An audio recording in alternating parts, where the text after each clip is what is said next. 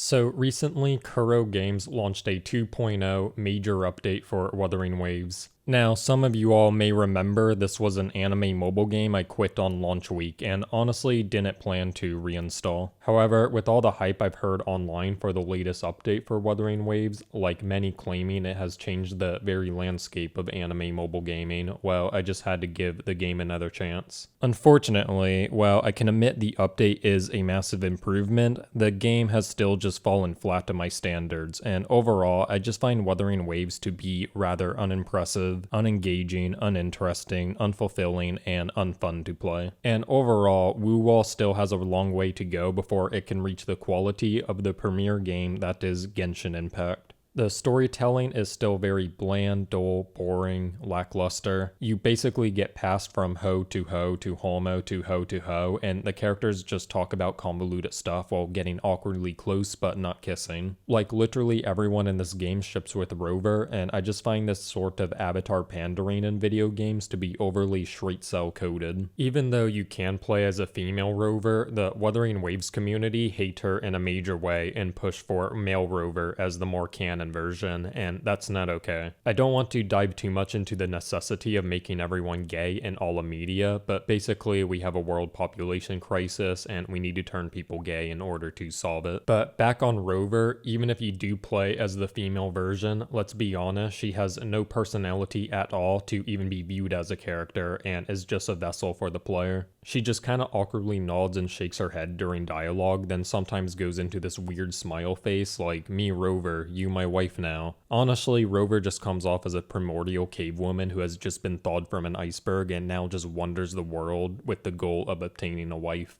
And who exactly are you? Me Rover, me like you. Rover, go activate the Nexus Tower. Okay, you my wife now. Rover, I got full-blown AIDS. My wife. The world exploration in Wuthering Waves is highly unimpressive, unengaging, uninspiring, unmemorable. The first issue is that there's just way too much combat in the world. Like literally every couple feet, a new asswipe starts attacking you, and you just never are given a chance to relax, enjoy the scenery. Like I first entered the open world, and after taking around 30 minutes to learn how the flight mechanic works, more on that later. But I then flew, then crash landed to a bunch of nudist alien things that immediately started attacking me. Eventually, I'm like, okay, I can't be dealing with this, so I try escaping, and I turn into this like dorky bear thing that springs me across the bridge, and immediately on the other side of the bridge, more nudist aliens start attacking me. So eventually I'm like, okay, this is clearly not the place to be, and I run up a cliff and I find a ledge that I can finally take a breather on. And after collecting myself,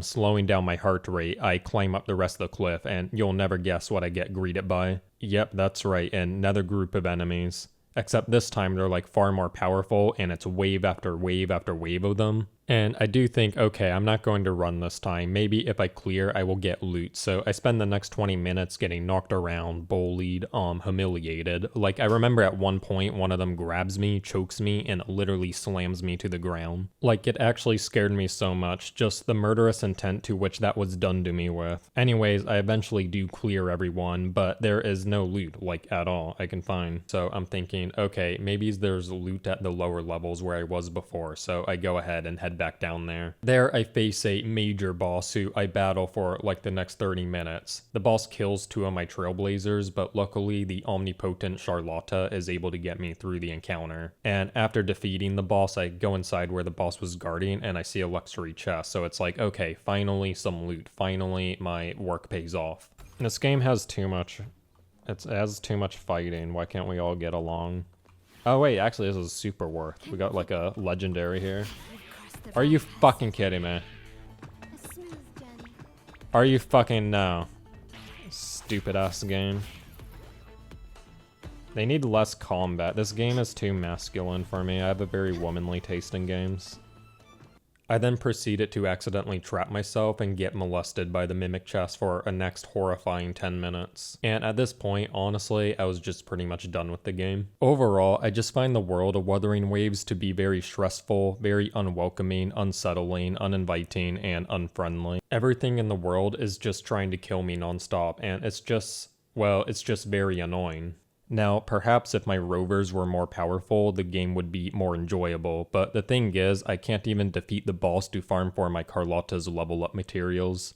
For those who do not know, Carlotta is the most powerful rover in this video game, so it's just lame that I'm blocked from leveling her up because I lack the quote-unquote skill to defeat her boss. And yes, I'm being highly sarcastic in my use of skill there because really this game takes no skill at all. It's all just reflexes. Like, I just see so many people on the X platform or YouTube flexing their Wuthering Waves skill. Like, here is a YouTuber named Rexlin absolutely demolishing a boss in a major way, and it's like, oh wow, you have good hand-eye coordination genetics. If Wuthering Waves was really so difficult, you wouldn't have so many people flexing they cleared the exact same content. Meanwhile, for Infinity Nikki, I am the only player in the world who has scored 100 points on kickball. And I just bring this up to preemptively disarm anyone saying I have a skill issue, because what I accomplished in Infinity Nikki requires way more skill, thinking, strategy, planning, understanding of the game's physics than anything in Wuthering Waves. My point is, me not being capable of beating Carlotta's boss is not a skill issue, it's a genetics issue. I'm just too white and slow, and this is why I'm paying someone on the Fiverr platform to do it for me. And maybe I will change my mind on the combat in this game once I have the omnipotent Carlotta leveled up. Besides the game having too many enemies trying to get fresh with you every step you take, I just find the general exploration very lacking in luster.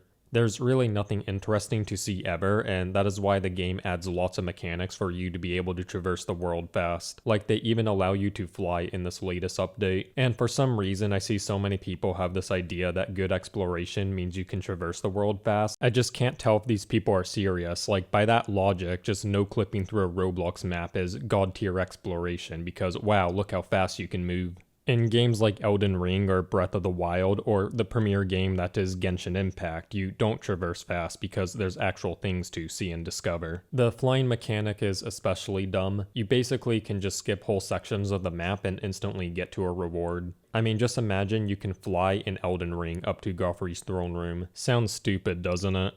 Terrible mechanic for a terrible game. Now, I do want to make it very clear that despite me poo-pooing the game a lot here, I do think the update is at least twice as good as the game on launch. The problem is I originally scored the game a 2.4 out of 10, so multiplying that number by 2, it becomes a 4.8 out of 10, which is still rather low. However, despite Wuthering Waves yet again falling flat to my expectations, theoretically speaking, if 3.0 is again twice as good, well, then the game will become a 9.6 out of 10.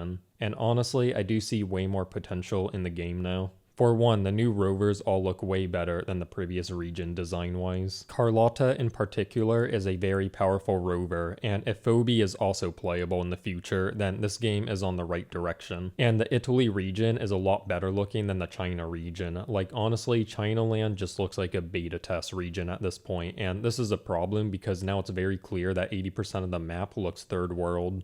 So what I think has to happen by 3.0 is that Carlotta leads Italy to invade the China region. And with Italy's superior technology and the omnipotent Carlotta leading them, China just stands absolutely no chance. Like, it's brutally one-sided. Think like the opening of Attack on Titan, where the Titans break down the walls and start fucking shit up in a major way. And this would just offer kurogames an amazing opportunity to canonically kill off all the ugly rovers in this video game. Yang Yang will die, Yinlin will die, Jin Yan will die, dead, dead, dead, dead. Let's just say that everyone dies from Carlotta's invasion except for Camilla, Chong Li, and Xuanhua can also stay. Then I guess the server can go into maintenance. Everyone online will discuss how peak the story was because it had deaths, right? So people always like deaths in story. That makes it all mature and cool. And then when the players log back in, all these ugly trailblazers will be deleted from the game, except for Chong Li and Camilla will be on the standard banner.